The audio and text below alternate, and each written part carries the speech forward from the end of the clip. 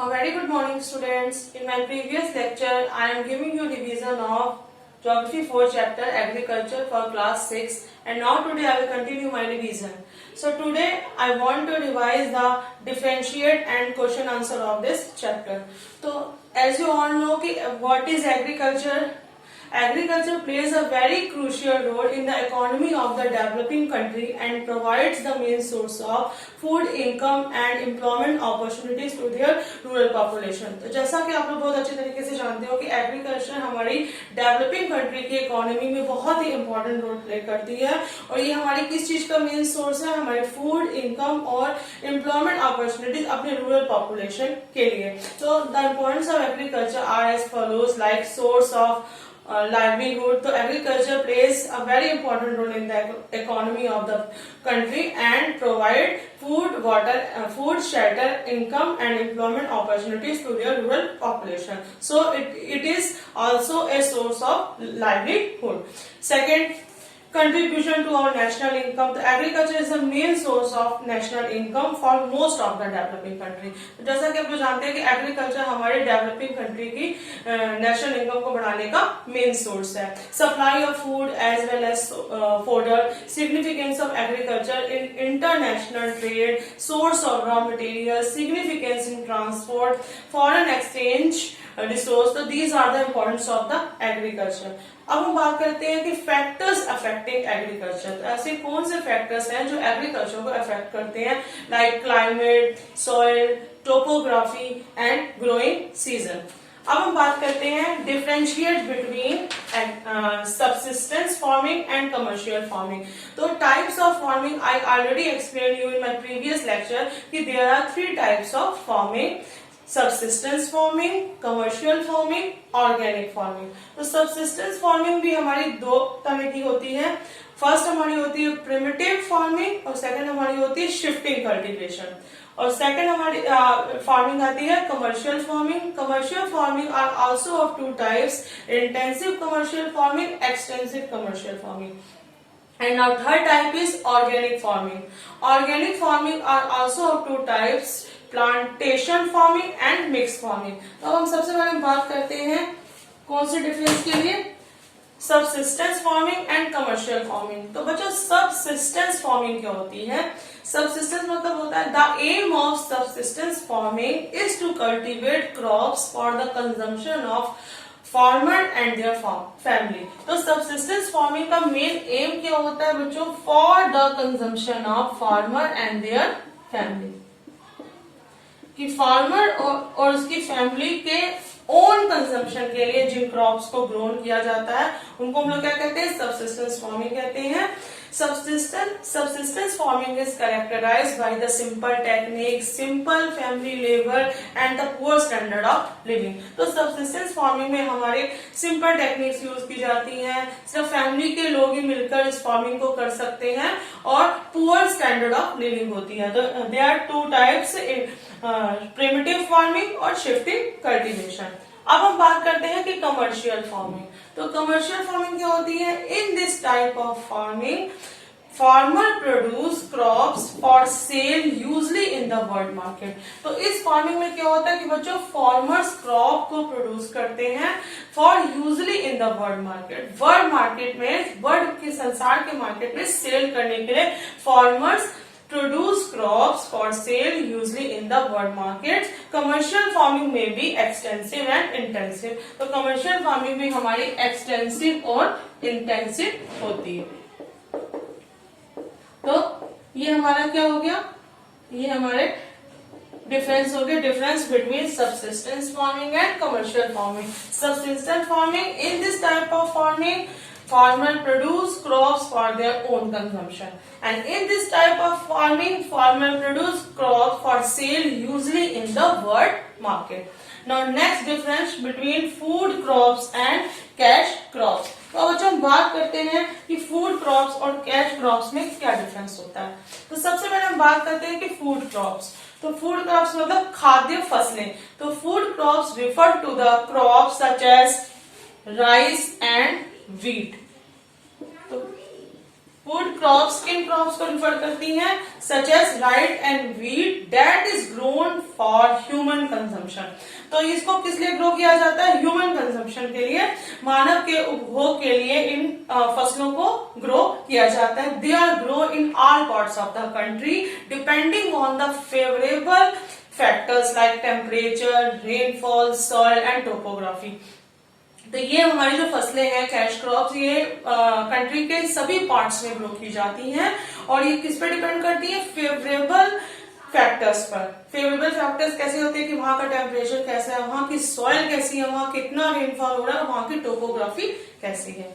Now next is cash crops. तो बच्चों cash, जैसा कि इसके नाम से ही क्लियर है कि cash crops are those which are not grown as a food crops, they are grown for sale to earn profit. तो कैश क्रॉप्स को अपने ओन कंजम्पशन, सिर्फ अपने ओन कंजम्पशन के लिए नहीं ग्रो किया जाता है। They are grown for sale to earn profit. इसको सेलिंग के पर्पस के लिए ग्रो किया जाता है, टू अर्न प्रॉफिट। तो they are grown for export purposes. तो इस क्रॉप्स को क्यों ग्रो किया जाता है? एक्सपोर्ट पर्पस, मतलब निर्यात करने के लिए, एक्सपोर्ट करने के लिए इन क्रॉप्स को ग्रो किया जाता है। They serve raw material for many industries. तो ये जो क्रॉप्स होती हैं बहुत सी इंडस्ट्रीज को रॉ मटेरियल प्रोवाइड करती हैं। Example sugar cane for sugar industries, cotton for cotton industry.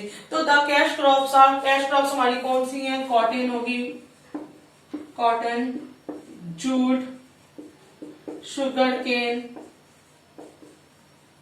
Cotton, jute, sugar cane, tobacco and oil seeds. तो ये हमारी क्या होती है? कैश क्रॉप्स होती हैं। तो समझ आ गया होगा आपको बच्चों की फूड क्रॉप्स क्या होती हैं? Food crops refer to a crops that is grown for human consumption. तो ये फूड क्रॉप्स किस लिए ग्रो की जाती है? ह्यूमन कंजम्पशन के लिए, मानव के उपभोग के लिए। मनुष्य अपने स्वयं की आवश्यकताओं को पूरा करने के लिए क्या करता है? इन क्रॉप्स को ग्रो करता है। तो like rice and wheat, cash crops are those crops which are not grown for human consumption, they are grown for sale to earn profit, they are grown for export purposes and they serve raw material for many industries like cotton, jute, sugar cane, tobacco and oil seeds. Now next difference, extensive farming and intensive farming. तो सबसे पहले बच्चों हम बात करते हैं extensive farming. Extensive farming हमारी क्या होती है? Extensive farming is defined by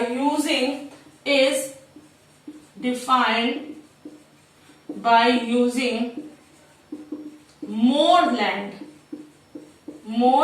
land. तो इसको डिफाइन किया जाता है, इसमें बहुत ज्यादा लैंड की जरूरत पड़ती है with lower yield to produce the same amount of food.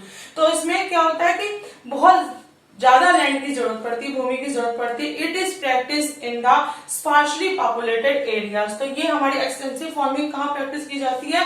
स्पार्शली populated areas में प्रैक्टिस की जाती है, मतलब घनी आबादी वाले क्षेत्रों में हमारी जो एक्सटेंसिव फार्मिंग को प्रैक्टिस किया जाता है। और इसके लिए क्या होता है बच्चों? बहुत ज्यादा लैंड की जरूरत पड़ती है। इंटेंसिव फार्मिंग की अब हम बात करने जा रहे हैं। तो intensive farming is defined by using less area of land, less area of land.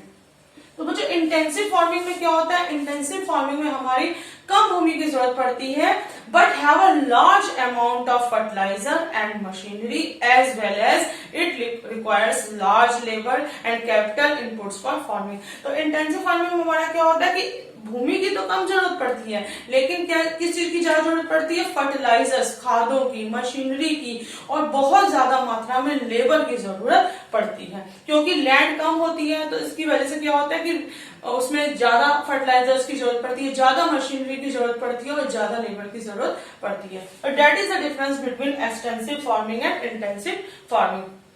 Extensive farming is defined by using more land and it is practiced in the sparsely populated area.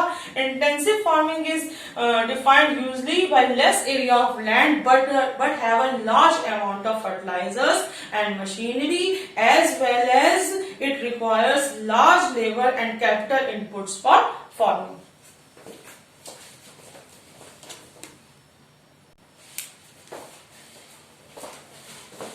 बच्चों हम next question discuss करने जा रहे हैं कि what is subsistence farming and state two features of this type of farming. तो subsistence farming जिसको कि मैं बता चुकी हूँ कि सबसिस्टेंस फार्मिंग क्या होती है।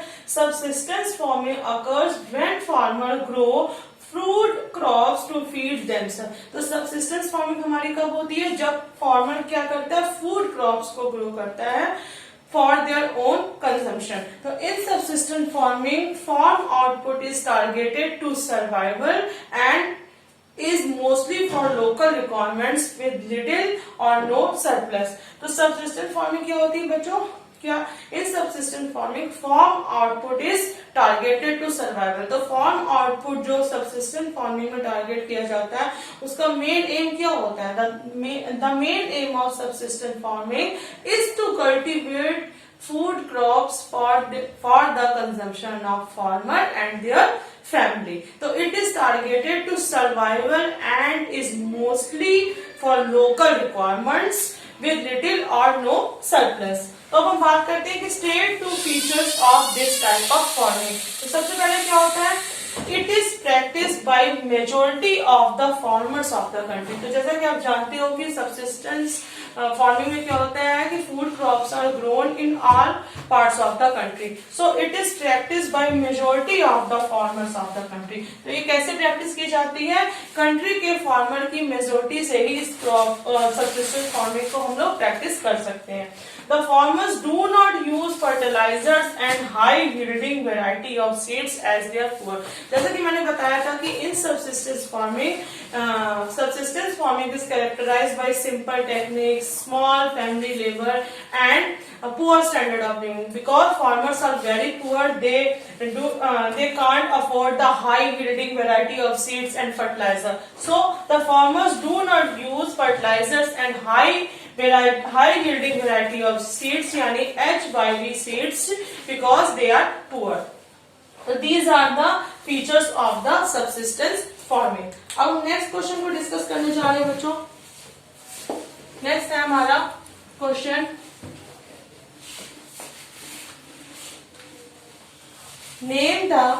name two areas where commercial farming practice. Name two areas where commercial farming practice. तो हम बात करते हैं कि ऐसे कौन से दो एरियाज हैं जहां पर हमारी कमर्शियल फार्मिंग प्रैक्टिस की जाती है। तो कमर्शियल फार्मिंग की कहां प्रैक्टिस होती है बच्चों, in South America,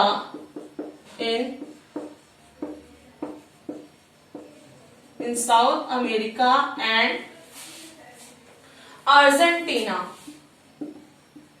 In South America and Argentina has a large region of commercial grown farming. तो साउथ अमेरिका और अर्जेंटीना हमारे लार्ज क्षेत्र हैं जहां पर हमारी क्या होती है, कमर्शियल फार्मिंग की प्रैक्टिस की जाती है। अब हम बात करते हैं कि what are the advantages of this farming.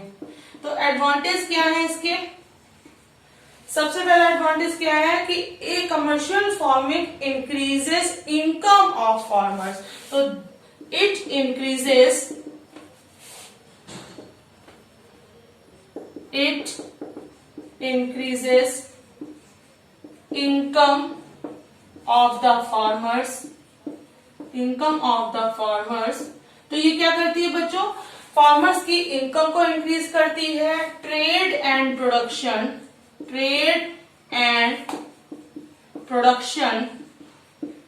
Between state and countries. तो इसमें क्या होता है कि ट्रेड और प्रोडक्शन होता है, व्यापार और प्रोडक्शन होता है स्टेट और कंट्रीज के बीच में। And it also increases infrastructure of surrounding area. तो ये क्या करती है कि इंक्रीजेस इंफ्रास्ट्रक्चर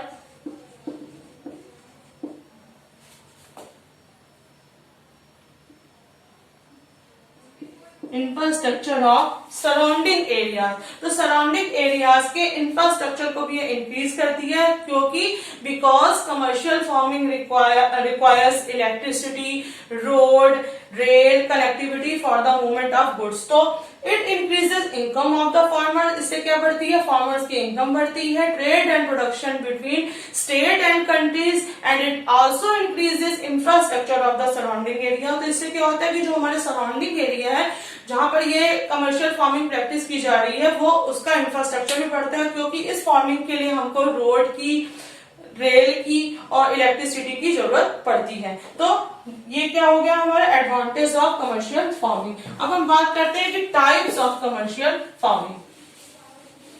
तो I already told you there are two types of commercial farming: extensive commercial farming and intensive commercial farming. Extensive commercial farming, जैसा कि मैंने आप लोगों को बताया है कि extensive commercial farming implies employment of greater area of land in proportion to capital and labor. तो एक्सटेंसिव कमर्शियल फार्मिंग में क्या होता है बच्चों, बहुत ज्यादा लैंड की जरूरत होती है, ग्रेटर एरिया ऑफ लैंड की जरूरत पड़ती है, ग्रेटर एरिया ऑफ लैंड की जरूरत पड़ती है। और इंटेंसिव कमर्शियल फार्मिंग में क्या होता है, इंटेंसिव कमर्शियल फार्मिंग में लेस एरिया ऑफ लैंड की जरूरत पड़ती है, less area of land, but it requires large amount of fertilizers and machinery, as well as it requires large labor and capital inputs for farming. तो ये हमारे क्या हो गए, ये हमारे टाइप्स हो गए कमर्शियल फार्मिंग के: extensive commercial farming and intensive commercial farming. I hope you understand very well. So that's all for today. I will continue my revision in my next video.